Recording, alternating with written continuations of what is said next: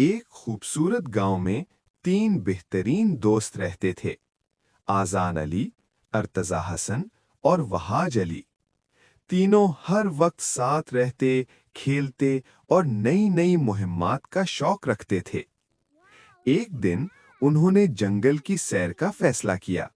جنگل میں داخل ہوتے ہی انہوں نے ایک چھوٹا سا زخمی خرگوش دیکھا۔ خرگوش ڈرا ہوا تھا اور اس کے پاؤں میں چوٹ لگی تھی۔ آذان علی نے فوراً کہا، ہمیں اس کی مدد کرنی چاہیے۔ ارتضی حسن نے نرمی سے خرگوش کو اٹھایا اور وہاج علی پانی لے آیا۔ تینوں دوستوں نے مل کر خرگوش کی مرہم پٹی کی اور اسے کھانا بھی دیا۔ کچھ دیر بعد خرگوش بہتر محسوس کرنے لگا اور خوشی سے اچھلنے لگا۔ جیسے ہی وہ جانے لگا، اس نے پیچھے مڑ کر تینوں دوستوں کو دیکھا، جیسے شکریہ ادا کر رہا ہو۔